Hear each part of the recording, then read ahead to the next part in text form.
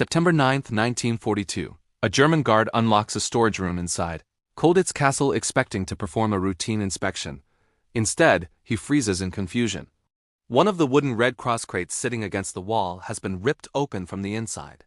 The lid lies on the floor, nails bent outward.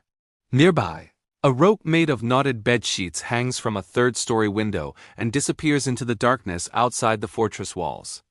Written in chalk across the crate is a short message in German. The air in Colditz no longer agrees with me. See you later. Within minutes, alarms echo through the castle corridors. Guards rush across the courtyard with rifles raised and searchlights sweep the outer walls. But the man who wrote that message is already gone. That man is Flight Lieutenant Dominic Bruce of the Royal Air Force, one of the most determined escape artists of the Second World War. Standing barely 5 feet tall, Bruce didn't look like the sort of officer who would challenge one of Nazi Germany's most secure prisons. Yet his small size turned out to be the perfect advantage. In fact, the escape from Colditz was only one chapter in a long series of daring attempts that embarrassed the German prison system again and again.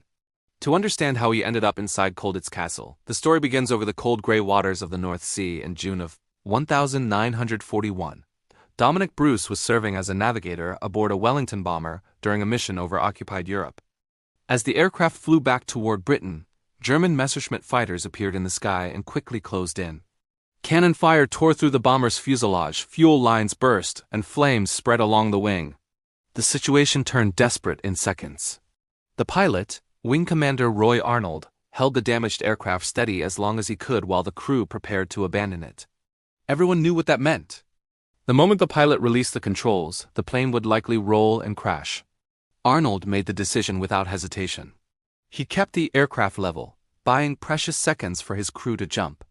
One by one they bailed out into the freezing air. Dominic Bruce dropped through the escape hatch and plunged into the icy sea below. There was just one problem. He couldn't swim. The only thing keeping him alive was the inflatable life jacket strapped around his chest.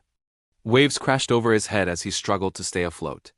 After what felt like an eternity, a German patrol boat pulled him from the water. The crew had survived, but Bruce was now a prisoner of war. He was transported across Germany and eventually placed in a medieval castle used as a prison for captured Allied officers. For many prisoners, life inside a camp became a routine of waiting and surviving. They counted Red Cross food parcels and marked the passing months until the war ended. Dominic Bruce had a different approach. From the moment he arrived, he began studying everything around him. He memorized guard schedules and watched how long each sentry paused at certain posts. He noted which guards smoked cigarettes and where they stepped aside to light them. He measured the distance between buildings and looked for places where searchlight beams didn't perfectly overlap. What others saw as routine prison life, Bruce saw as a puzzle waiting to be solved.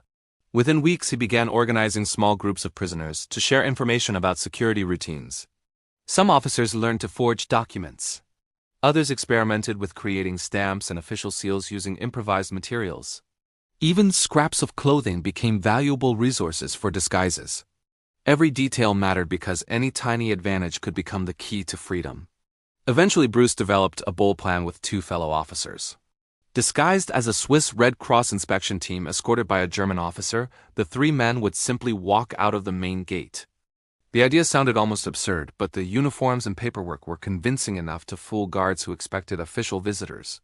On the morning of their attempt, the prisoners stepped into the courtyard dressed in carefully prepared disguises.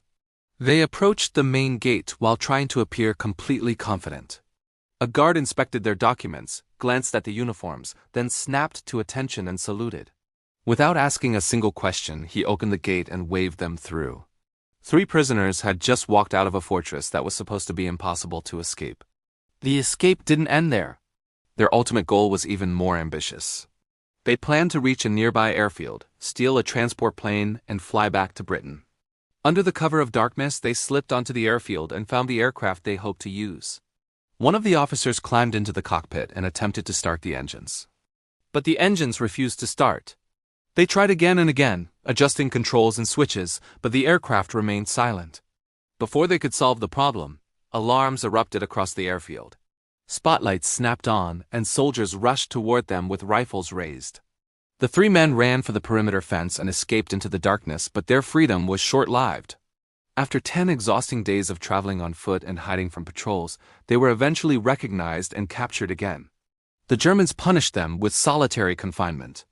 For most prisoners, solitary confinement was meant to break their spirit, yet Bruce managed to find humor even there.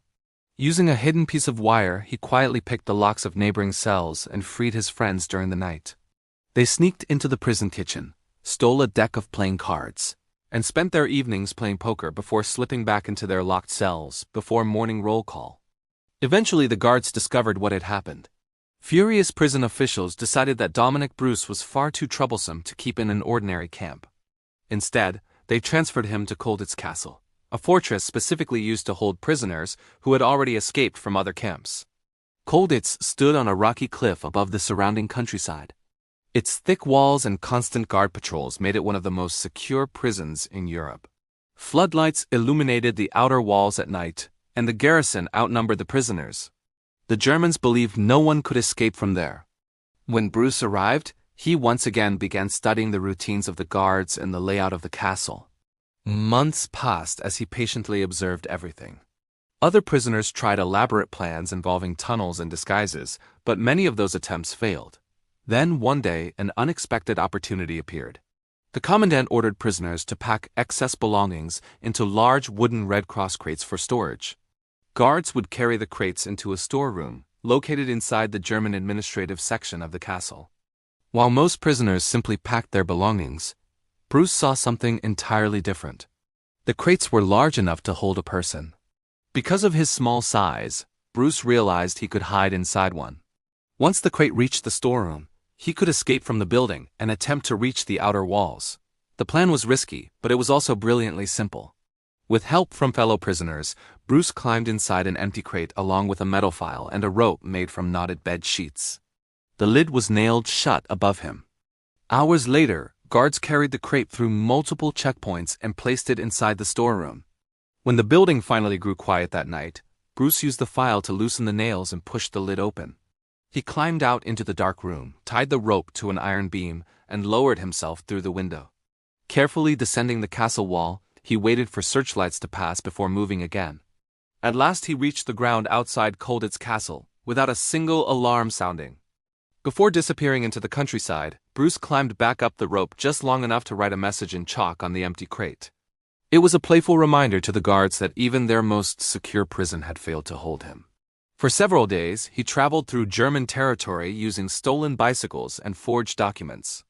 At one point, he even rode alongside a column of captured Allied soldiers being marched under guard. Instead of hiding, he shouted encouragement to them before riding away, leaving both prisoners and guards stunned. Eventually, his journey came to an end when he was recognized and captured once more. He was returned to Colditz and placed in solitary confinement for many months. Yet even that punishment failed to break his determination. Bruce spent the time studying new possibilities for escape and planning future attempts with other prisoners. By the time American forces approached the area in 1945, Colditz Castle was finally liberated and the prisoners were freed. After the war, Dominic Bruce returned home and was recognized for his courage and persistence. He received military honors and lived a long life surrounded by family, raising 9 children with his wife Mary, who had secretly helped his escape attempts by sending disguised maps and materials through Red Cross parcels. Looking back on his extraordinary experiences, Bruce never claimed to be fearless. Instead, he believed that no prison built by human hands was truly impossible to escape if someone was determined enough to find its weakness. The story of Colditz Castle is filled with incredible escape attempts, but Dominic Bruce's daring creativity made him one of the most memorable prisoners the fortress ever held. And if one man could outwit one of the most secure prisons of World War II using nothing more than patience, clever planning, and a wooden crate, it raises an intriguing question. What other daring escape stories from the war remain hidden in history, waiting to be discovered?